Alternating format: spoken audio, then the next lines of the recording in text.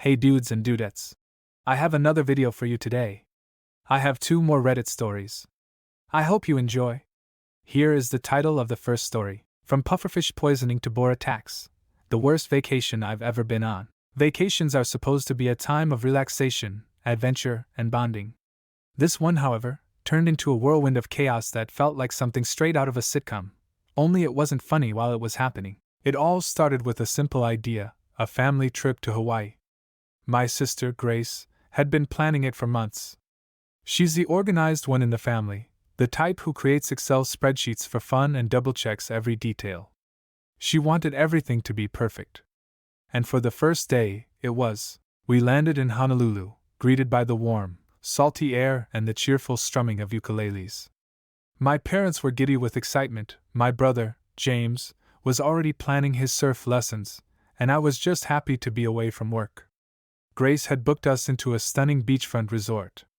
The view from my room alone was worth the 9-hour flight. The first disaster struck during dinner.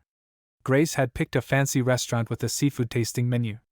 Everything was going smoothly until my dad, ever the adventurous eater, decided to try the pufferfish sashimi. I don't even know why it was on the menu, but Dad was convinced it would be the highlight of his trip. Within minutes he started sweating. Then came the slurred speech and the rapid swelling of his face. We all panicked, and the waiter, who clearly didn't sign up for this kind of drama, called for an ambulance.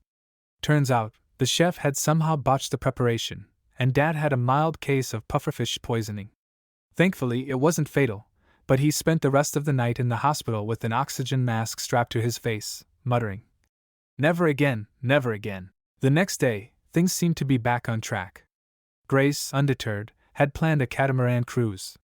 Everyone was excited except James, who was nursing a mild hangover from the cocktails he'd discovered the night before. He grumbled the whole way to the dock but eventually perked up when the boat took off.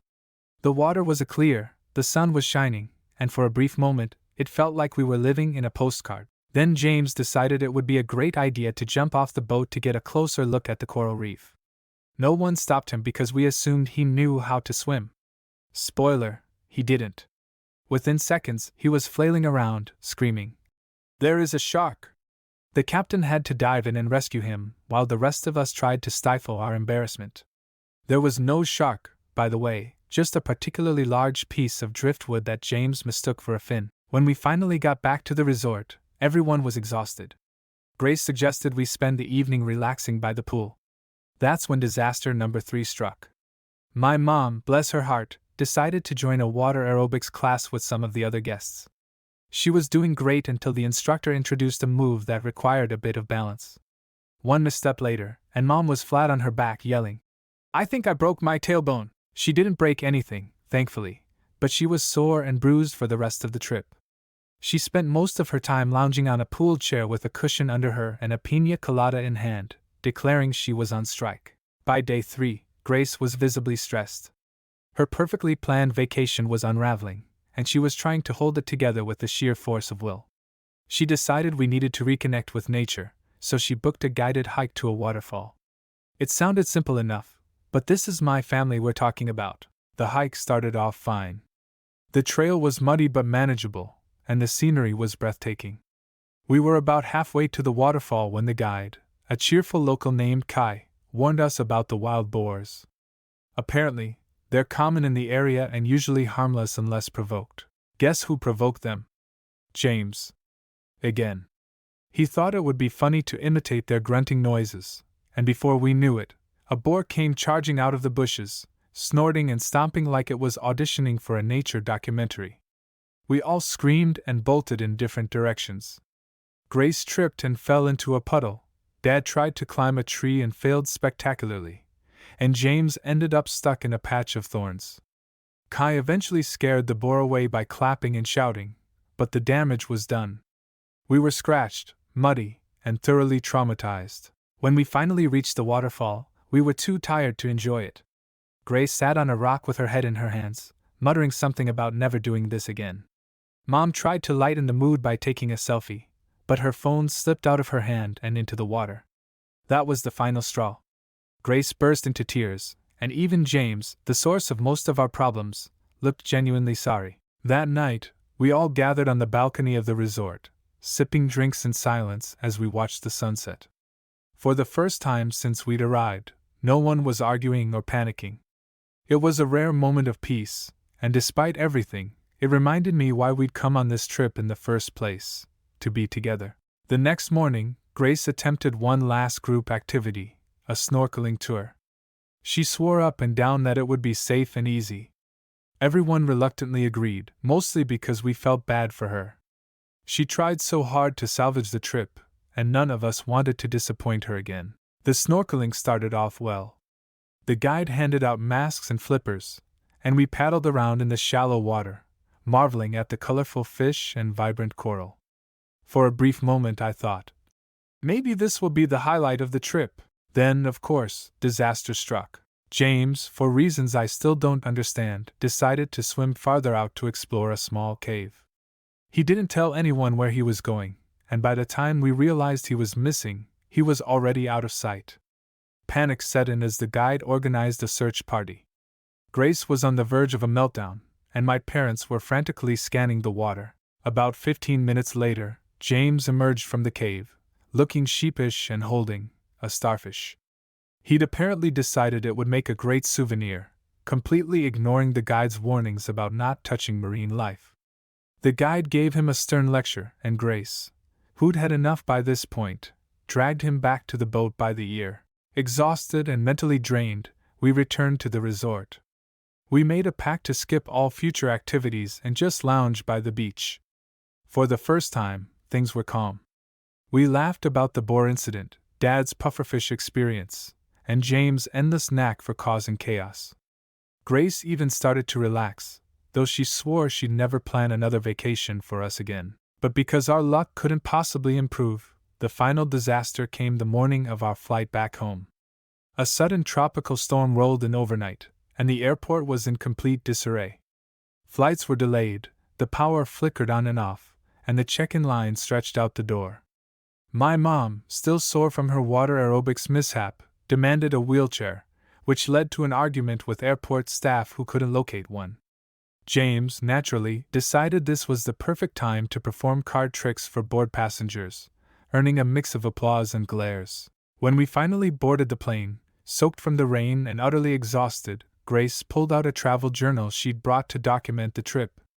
Instead of writing about the breathtaking sights and relaxing moments she'd originally envisioned, she scribbled down the chaos with a wry smile, calling it the vacation from hell. The flight home seemed peaceful enough until James, ever the wild card, accidentally spilled his soda on the passenger next to him, causing a mini commotion mid-flight. The man, luckily, was understanding, but Grace just buried her face in her hands, groaning, "I can't take him anywhere." The chaos, oddly enough, bonded us. We couldn't stop laughing about everything that had gone wrong. From Dad's pufferfish ordeal to the Boar encounter, it was like the universe had conspired to turn our vacation into a series of unfortunate events. But amidst the chaos, there were moments of connection and love that made it all worthwhile. To this day, we can't talk about that trip without someone bringing up the Boar or Dad's pufferfish ordeal. Grace still refuses to plan vacations for the family, and James, believe it or not, actually took swimming lessons afterward. As for me, I learned an important lesson: sometimes the best stories come from the worst experiences. And while I wouldn't wish that trip on anyone, I'm grateful for the memories. That is the end of the first story. Dude, how can James mess up so many activities? How useless and uncoordinated can a person be before they have something wrong with them? Maybe it is mean to say, but Jesus Christ. I would be so damn annoyed to the point of wanting to strangle James in his sleep. Anyway, let's get to the next story. Here is the title: How a Spontaneous Trip to Ibiza Turned into the Best Week of My Life. It all started with a random group chat that none of us thought would lead anywhere. I was at a bar with a couple of my friends, Sarah, Josh, and Emily, when Sarah, who's always the one pushing for the next crazy adventure, suddenly suggested we go to Ibiza. Yep, the place known for its insane party scene, beaches, and techno music that never stops. We'd been talking about it for years but never seriously considered going because, honestly, who has that kind of time and money? But after a few drinks, we were all on board. Flights were booked before we could even sober up. Now, let me tell you something about the group. Sarah, as I mentioned, is the instigator. She's the one who always says, "Let's just do it." Josh is the easygoing one, the kind of guy who shows up to a party and spends the night making everyone laugh. Emily is the wild card. She'll seem all quiet and reserved, but once she gets a drink in her hand, it's like she turns into a different person, confident, carefree, and ready to dive headfirst into whatever madness comes her way. And then there's me, your typical overthinker, the one who always checks to see if we're safe or if we're about to make a huge mistake. But I've learned over the years that sometimes, you just have to let go and trust that everything will work itself out. We arrived at the airport, bleary-eyed and jet-lagged, but there was this incredible excitement in the air. The sun was shining, the air smelled salty and fresh, and it was everything we expected from a place like Ibiza. We grabbed our bags and hopped into an Uber that would take us to our hotel. The drive from the airport to the resort felt like a movie. The coastline stretched out in front of us, and the music playing in the car set the tone for what was to come. Everyone was buzzing with energy. The resort we stayed at was everything we wanted, right on the beach, a massive pool, and an endless bar. As soon as we checked in, we headed straight for the pool, and that's when things started to take off. The pool was packed with people from all over the world, most of them already deep into their vacation vibes. Everyone was laughing, dancing, and soaking up the sun. The drinks were flowing, and for the first time in a long time, I felt like I could completely forget about the stress of everyday life. We were there to live, not to worry. By sunset, we were all down by the beach. The sky was painted in shades of pink and orange, and the waves rolled in peacefully as we sipped on cocktails. We met a few people, other tourists, locals, and one group of backpackers who had been traveling Europe for months. Everyone was super friendly, and before we knew it, we had a full-on group going. We were invited to a beach party that was happening just up the shore. Now, this was the part of the trip I was most excited about. I knew Ibiza was known for its insane parties, but I had no idea what we were about to experience. The beach party started around 10 p.m. The vibe was electric, literally. There was a DJ set up in the sand, and lights were strung from palm trees, casting a soft glow over the crowd. Everyone was dancing, laughing, and chatting. We joined in, the music vibrating through our bodies. The drinks were flowing even more, but no one was out of control. It was just pure joy in the air. Then, Emily disappeared for a bit. When she came back, she had the biggest grin on her face. "You won't believe it," she said. "I met this guy, and he's going to take us to the VIP section at Pasha." Pasha. If you know Ibiza, you know it's one of the most famous nightclubs in the world. I hadn't even dared to dream of getting into a place like that. But Emily had this knack for making things happen. Now, we were all in a state of disbelief. But we weren't about to pass up the chance. We grabbed our things, followed Emily and her new friend, and found ourselves standing in front of the VIP entrance to Pasha. No waiting in line. No cover charge. We got escorted inside like we were royalty. Once we were in, it was like stepping into another universe. The energy in that club was unreal. There were flashing lights, lasers cutting through the dark, and the sound of electronic beats that made your whole body move whether you wanted to or not. We made our way to the VIP section where drinks were free, and people were dancing like it was the last night of their lives. It felt like we were in the middle of a dream. Josh was up on the bar doing the silliest dance moves he could think of, and Sarah had made friends with a group of Spaniards who kept passing around shots of tequila. Emily and I were laughing and taking it all in, the music thumping through our chests, the crowd pulsing like one giant organism. I wasn't sure how many hours passed, but at some point, the music shifted. The DJ was playing an insane remix of some classic song, and the entire club erupted. I was surrounded by strangers, but in that moment, it felt like we were all in it together. There was no judgment, no pressure, just pure connection through the music. It was one of those moments where you forget everything else and live completely in the now. We didn't leave Pasha until 6 a.m. The sun was already rising when we finally stumbled out of the club and onto the streets of Ibiza. It was a strange feeling, walking out of such an intense experience and into the calm of the early morning. We made our way to a little cafe and grabbed breakfast. The food was fresh and simple: croissants, coffee, fresh fruit, and it felt like everything in the world had slowed down. We were all just sitting there, trying to process what we'd just done. The rest of the day was a bit of a blur, as you can imagine. We had a few hours of sleep, but we couldn't waste the day. After a quick nap, we were back at it, exploring more of the island. We checked out some of the smaller bars, walked along the coast, and met more people. At one point, we took a boat out to a private beach where we spent the afternoon snorkeling, swimming, and sunbathing.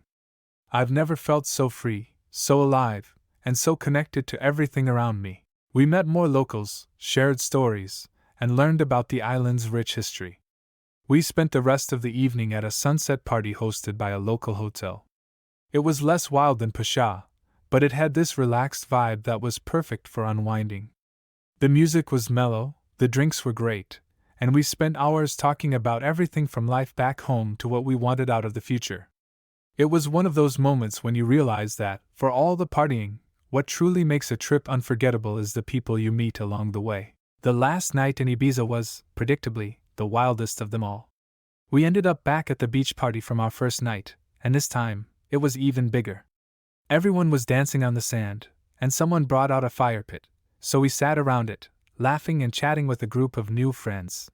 Sarah and Josh had made it their mission to get everyone to sing karaoke, and before long, we were all belting out "Livin' on a Prayer," like we were in the middle of a rock concert. By the time the sun started to rise, we were all sitting on the beach, tired but satisfied. I looked around at my friends, the people we'd met, and the beautiful island, and I realized that this trip wasn't just about the partying. It was about living fully, breaking out of our comfort zones, and creating memories that would stay with us forever. When we finally boarded the plane back home, we were exhausted. My body ached from all the dancing, my voice was hoarse from singing, and my skin was sunburned. But there was this glow inside me, a sense of contentment that I hadn't felt in a long time. It was the kind of trip where you leave a part of yourself behind, but you gain so much more in return. That trip to Ibiza was a wild, unforgettable experience.